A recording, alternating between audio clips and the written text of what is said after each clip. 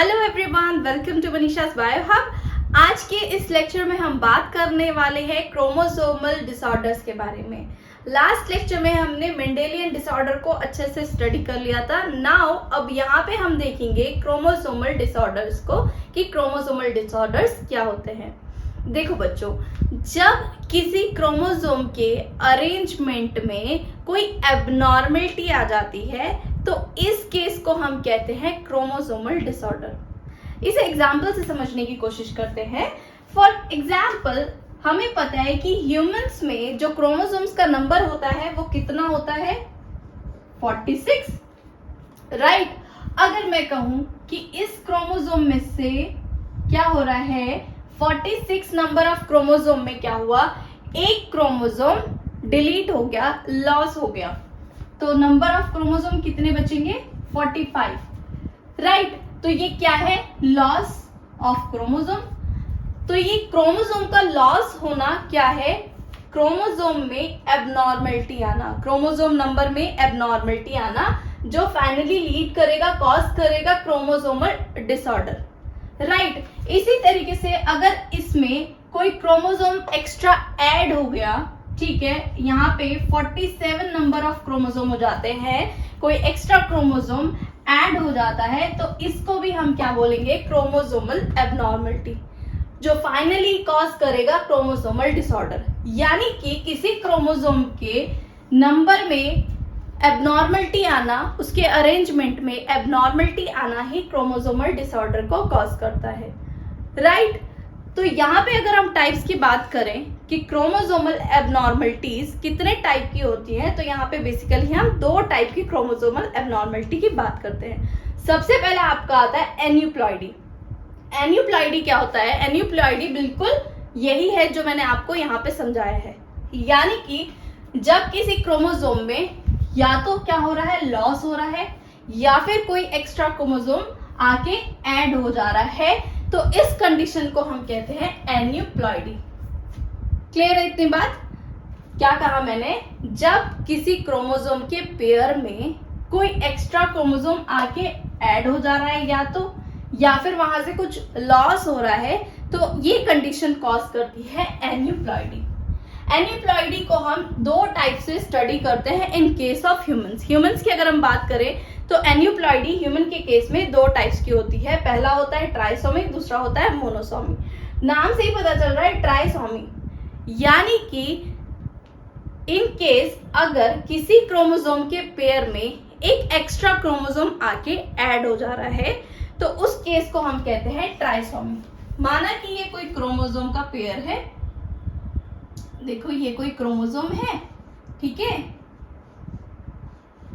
Right. अब क्या हुआ, इसमें एक एक्स्ट्रा क्रोमोसोम आके ऐड हो गया, ठीक है, तो इस कंडीशन को हम कहते हैं ट्राइसोमी। इसको एग्जांपल समझते हैं कि कोई हस्बैंड वाइफ है और उन दोनों के बीच में कोई तीसरा आ गया, है ना, मियाँ बीवी और वो, है ना, तो इस कंडीशन को हम क्या बोलेंगे, ट्राइसोमी। हस्बैंड वाइफ के साथ कोई तीसरा आ गया, राइट, और ये एबनॉर्मलिटी कोई प्रॉब्लम कॉज कर रहा है, इस कंडीशन में क्या होगा, ट्राइसोमी होगा। मोनोसोमी, मोनोसोमी क्या होता है, जब दो क्रोमोसोम हैं, एक पेयर में क्या है, 2 क्रोमोसोम्स प्रेजेंट है इन जनरल। अब मोनोसोमी में क्या हुआ, एक क्रोमोसोम चला गया, डिलीट हो गया, लॉस हो गया किसी वजह से, इस कंडीशन को हम कहते हैं मोनोसोमी। हस्बैंड वाइफ थे, दोनों के बीच में डाइवोर्स हो गया, अब कौन बचा, एक सिंगल पेरेंट बचा, राइट। तो इस कंडीशन को हम क्या बोलते हैं, मोनोसोमी बोलते हैं, ठीक है। ये होता क्यों है, ये कंडीशंस होती क्यों है, जब क्या होता है, सेल डिवीजन के टाइम पर क्रोमोसोम्स का एबनॉर्मल सेग्रीगेशन होता है, राइट। हमने पढ़ा है सेल डिवीजन में क्या होता है, सेल डिवीजन में क्या होता है, क्रोमोसोम्स रेप्लिकेट होते हैं, अपनी कॉपीज का फॉर्मेशन करते हैं और क्या करते हैं, एक दूसरे से क्रोमैटिड्स सेपरेट हो जाती है। लेकिन किसी केस में अगर ये क्रोमैटिड्स सेपरेट नहीं हो पा रही हैं, तो उस कंडीशन में कॉज होती है एन्यूप्लॉइडी, यानी कि ट्राइसोमी, मोनोसोमी कॉज होती है। ये मैंने आपको बताया इन केस ऑफ, किसके केस में होता है, in case of humans, right. दूसरा आता है पॉलीप्लॉइडी। नाम से ही पता चल रहा है प्लॉइडी लेवल है जो क्या हो गया, पॉली हो गया, नंबर्स बढ़ गए। यानी कि जब क्या होता है कि क्रोमोसोम्स तो क्या कर रहे हैं, रेप्लिकेट हो गए। सेल डिवीजन के टाइम पे क्या होता है, जो क्रोमोसोम्स हैं ये क्या करते हैं, रेप्लिकेट करते हैं, ताकि क्या हो भाई, सेल डिवाइड हो तो हाफ क्रोमोसोम नंबर 1 के पास चले जाए और हाफ क्रोमोसोम नंबर 1 के पास चले जाए। एंड जब ये होता है तो क्या करता है, सेल साइटोकाइनेसिस करती है, तभी तो दो सेल बनती है ना। पहले डीएनए रेप्लिकेशन होता है, फिर क्या होता है, half half number of chromosome opposite poles पे जाते हैं और साइटोकाइनेसिस होता है। लेकिन अगर क्या हुआ है, क्रोमोसोम तो रेप्लिकेट कर गए, लेकिन इस सेल में साइटोकाइनेसिस नहीं हुआ है, यानी कि दो सेल नहीं बनी है, सिर्फ क्रोमोसोम के नंबर ही क्या हो गए, डबल हो गए हैं।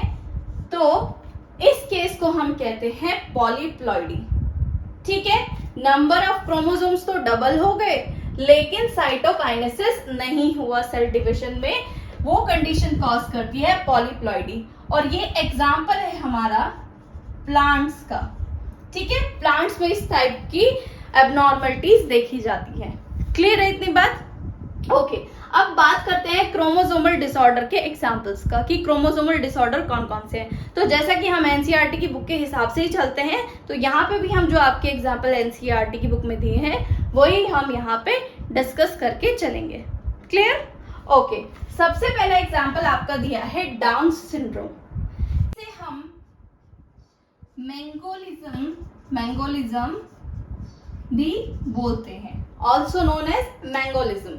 ठीक है, कॉज की अगर बात करें कि क्यों होता है डाउन सिंड्रोम, तो डाउन सिंड्रोम में क्या होता है, जो ऑटोसोम नंबर है उसमें ट्राइसोमी हो जाती है। ठीक है, क्या होता है, ये होता है ट्राइसोमी की वजह से। एंड ट्राइसोमी किसमें, ऑटोसोम्स में, ऑटोसोम्स। ठीक है, ऑटोसोम में क्या हो जाता है, ट्राइसोमी हो जाती है। एंड ट्राइसोमी मैंने बताया था कि जब किसी पेयर में, क्रोमोसोम के पेयर में एक एक्स्ट्रा क्रोमोसोम आ जाता है तो उस केस को हम कहते हैं ट्राइसोमी। ठीक है, एंड ट्राइसोमी यहाँ पे हो रही है ऑटोसोम्स में। राइट, कैरेक्टर्स की अगर हम बात करें कि ये जो जिस ऑर्गेनिज्म में डाउन सिंड्रोम होता है वो कैसा दिखाई देता है, उसमें क्या कैरेक्टरिस्टिक फीचर्स होते हैं। तो जो डाउन सिंड्रोम वाले बच्चे होते हैं उनका जो हेड होता है वो छोटा होता है, फेस चपटा होता है, नेक छोटी होती है, फिंगर्स छोटी होती हैं, जो पाम होती है रिंकल्ड होती है, चपटी सी रहती है।